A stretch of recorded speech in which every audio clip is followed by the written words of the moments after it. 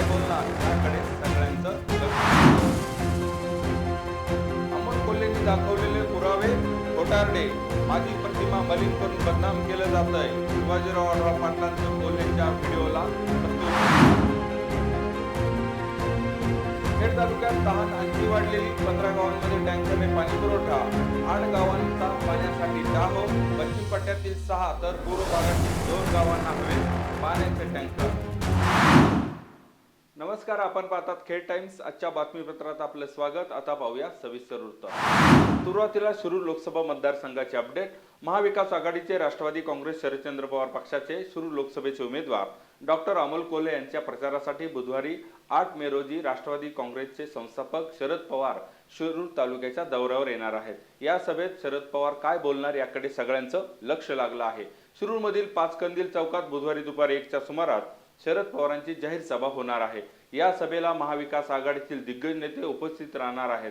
Doctor Amol Kolhe यांच्या प्रचारासाठी शरद पवार तिसऱ्यांदा मतदारसंघात सभा घेत आहेत. येत्या 10 मे रोजी मुख्यमंत्री एकनाथ शिंदे यांचीही सभा होणार आहे. राजूनगर येथील बाजार समितीच्या मैदानात ही सभा होणार असून महायुतीतील राष्ट्रवादी काँग्रेसचे अध्यक्ष अजित पवार हे महायुतीचे उमेदवार शिवाजीराव आढळराव पाटील यांच्या प्रचारासाठी मतदारसंघात लक्ष केंद्रित करणार आहेत. मतदारसंघात अजित पवार यांच्या 10 सभा होणार असून त्यामुळे बारामतीनंतर शिरूरची जागाही दोन्ही पवारांसाठी प्रतिष्ठेची लढाई ठरणार आहे. लोकसभा निवडणुकीच्या 3ऱ्या टप्प्यात मतदान नुकतंच झालं. या टप्प्यात बारामती मतदारसंघाचं मतदान झालं. शिरूर लोकसभेतही पवार विरुद्ध पवार असा सामना रंगणार आहे. त्यामुळे आता दोन्ही पवार आपलं लक्ष शिरूर लोकसभा मतदारसंघाकडे वळवणार आहे यात शंका नाही. शिरूर लोकसभा मतदारसंघाचा प्रचार शिगेला पोहोचला आहे. सामाजिक मुद्दे आणि विकासाचा विषय सोडून वैयक्तिक टीकेचे भांडवल करून या मतदारसंघात प्रचार झालेला आपण पाहिला. महाविकास आघाडीचे उमेदवार डॉक्टर अमोल कोल्हे यांच्या मतदारसंघातील गैरहजेरीमुळे त्यांच्यावर सडकून टीका झाली. गावागावात कोल्हेंच्या विरोधात फलकबाजीही झालेली आपण पाहिली. महायुतीचे उमेदवार शिवाजीराव आढळराव पाटील आणि डॉक्टर अमोल कोल्हे यांच्यात अनेक वैयक्तिक मुद्द्यांवरून कलगीतुरा रंगला. त्यानंतर आता दोन्ही पक्षांचे प्रमुख नेते या मतदारसंघात सक्रिय होणार असल्यामुळे आता मतदारसंघात अजून रंगत वाढणार हे मात्र नक्की. शिरूर लोकसभेच्या आखाड्याचं वातावरण दिवसेंदिवस तापत आहे. सुरुवातीपासून वैयक्तिक टीकाटिप्पणीवर सुरू झालेल्या या शिरूरच्या प्रचारात आता अजून रंगत वाढली आहे. महाविकास आघाडीचे उमेदवार डॉक्टर अमोल कोल्हे यांनी शिवाजीराव आढळराव पाटील यांच्यावर त्यांच्या व्यवसायावरून टीका केली होती. शिवाजीराव आढळराव पाटलांनी संसदेत विचारलेले प्रश्न स्वतःच्या कंपनीसाठी होते असा दावा कोल्हेंनी केला होता. खासदार स्वतःच्या कंपनीचं भलं करण्यासाठी व्हायचंय असा आरोप त्यांनी केला होता. त्याबद्दल पुरावेही त्यांनी सादर केले. या सगळ्यावर आता महायुतीचे उमेदवार शिवाजीराव आढळराव पाटील यांनी कोल्हेंना थेट उत्तर दिलं आहे. कोल्हेंनी दाखवलेले पुरावे खोटे असून जहाज बांधणीच्या कंपनीशी माझा कुठल्याही प्रकारचा संबंध नाही. माझी प्रतिमा मलिन करून बदनाम केलं जातंय असं म्हणत आढळराव पाटलांनी कोल्हेंना प्रत्युत्तर दिलं. काय म्हणाले आढळराव पाटील, चला पाहूया. निवडणूक आली आहे, मुद्दे नाही प्रचारामध्ये, तोंड उघडायला जागा नाही. कुठल्या तोंडानं मत मागणार? मग आता एकच आला, निष्ठावंत. माझी निष्ठा साहेबांशी. मी संसदरत्न पुरस्कार प्राप्त आहे आणि त्यातूनही काही भागलं नाही. आता कांद्याचा प्रश्न मिटला, कांद्याची निर्यात बंदी उठली. मग आता भाषण काय करायची? मला वाटतं ह्याच गावामध्ये इथे येऊन माझ्यावर आरोप केले की आढळरावांनी स्वतःच्या कंपनीसाठी संसदेमध्ये प्रश्न विचारले. मी जाहीर आवाहन केलंय आणि आता त्यांनी मला काहीतरी पुरावे दाखलेत खोटारडे. जहाज बांधणाऱ्या कंपनीचा माझा काही संबंध नाही. मला म्हणाले संरक्षण विभागाचा तुम्ही प्रश्न विचारले आणि त्यांनी जे इंटरनेटवर दाखवले त्याच्या ट्विटरवर ती गोवा शिपयार्ड कंपनीला इस्रायली कंपनीने जे तंत्रज्ञान पुरवलं त्याच्याशी माझा काही संबंध नाही. मी कशाला प्रश्न विचारेल तसं काही? म्हणजे लोकांना असं काहीतरी पटवून द्यायचं, माझी प्रतिमा मलिन करायची की आढळराव होता का आपल्या चरण आवरत नाही मग त्याला बदनाम करा म्हणून खोटं काहीतरी लिहायचं. आता मला सांगा, इंग्रजीमध्ये लिहिलेल्या पिंपरखेड मधल्या किती लोकांना कळणार आहे की त्याने ट्विटर केले तर ट्विटर वापरणार नाही? मला आमचे मेजर बळवंत बोंबे म्हणत होते ते असं बोललं, तुम्ही काहीतरी बोललं. म्हटलं मला बोलायची गरज नाही, लोक मला ओळखतात. माझा प्रामाणिकपणा आज नाही, 20 वर्षापासून आहे. मी माझा धंदा कसल्या कष्टातून उभा केला, अशा चोऱ्यामाऱ्या करून नाही. डोक्यावर पाठी घेऊन भाजीचा धंदा केला मुंबईमध्ये 5 वर्ष. हमाली केली आहे, शिपायाचं काम केलंय, त्यातून मी मोठा झालो. मला अशा कोबड्याची गरज नाही आहे. यांना फक्त काहीतरी कोणाला तरी कसं तरी बदनाम करायचं. आता विषय काय, कसं बोलणार, कोणाला काय बोलणार, कामं तर केली नाही. आणि म्हणून अशा प्रकारचा आधार घ्यायचा.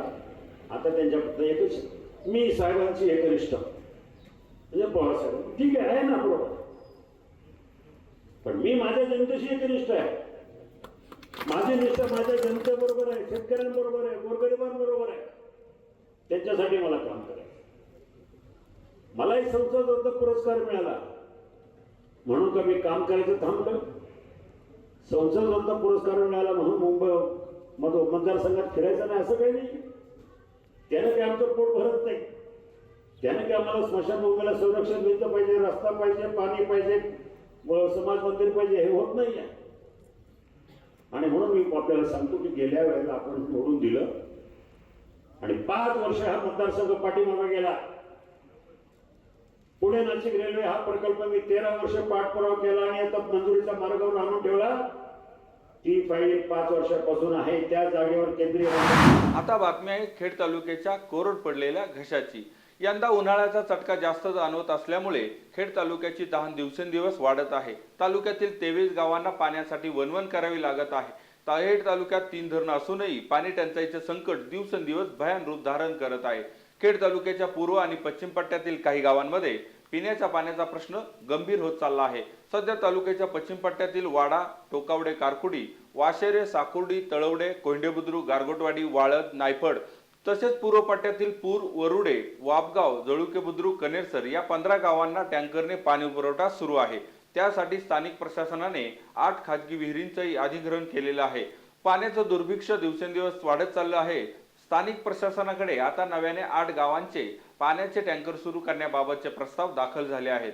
यामध्ये पश्चिम पट्ट्यातील खरोशी, कोयळे तर्फे वाडा, बहिरवाडी, अव्हाट, वेताळ, अवदर आणि पूर्व भागातील गुळाणी आणि वाकळवाडी या गावांचा समावेश आहे. नव्याने प्रस्ताव आलेल्या गावांना लवकरात लवकर पाणी पुरवठा करण्यात येणार असल्याची माहिती प्रशासनाकडून देण्यात आली आहे. पुणे जिल्हा प्रशासनाने मंगळवारी राजूनगर येथे CSR अंतर्गत नव्याने प्राथमिक आरोग्य केंद्राचं बांधकाम सुरू आहे.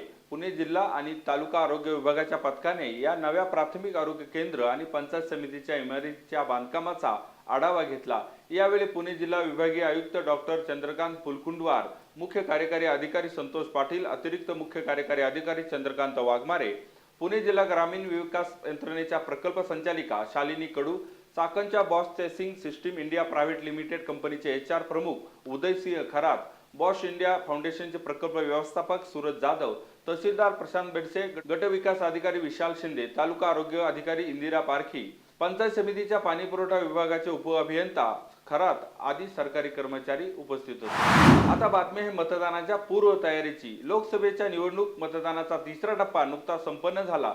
आता 4थ्या टप्प्यातील मतदान 13 मे रोजी होणार आहे. या टप्प्यात शिरूर लोकसभा मतदारसंघातही मतदान होणार आहे. त्यामुळे सध्या स्थानिक प्रशासनाची मतदानासाठीची पूर्वतयारी युद्ध पातळीवर सुरू आहे. मतदानासाठी मतयंत्र तयार करण्याची प्रक्रिया सुरू आहे. एका बॅलेट युनिटवर 16 उमेदवारांची व्यवस्था आहे. आता शिरूर लोकसभा मतदारसंघात एकूण 32 उमेदवार रिंगणात आहेत. याशिवाय नोटासह 33 नावे झाली आहेत. त्यामुळे 3 बॅलेट युनिट वापरले जाणार आहेत. त्या दृष्टीने खेड आळंदी विधानसभा मतदारसंघात प्रशासनाकडून निवडणूक तयारी जोरदार सुरू आहे. प्रांताधिकारी जोगेंद्र कट्यारे, तहसीलदार प्रशांत बेडसे, अप्पर तहसीलदार नेहा शिंदे यांच्या मार्गदर्शनाखाली प्रशासकीय यंत्रणा काम करीत आहे. आता बातमी आहे म्हाळुंगे MIDCतील गुन्हेगारीची.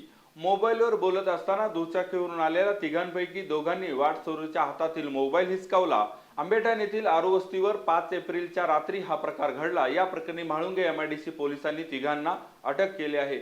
ललन साहानी वय 45 आरू वस्ती आंबेठाण यांनी फिर्याद दिली आहे.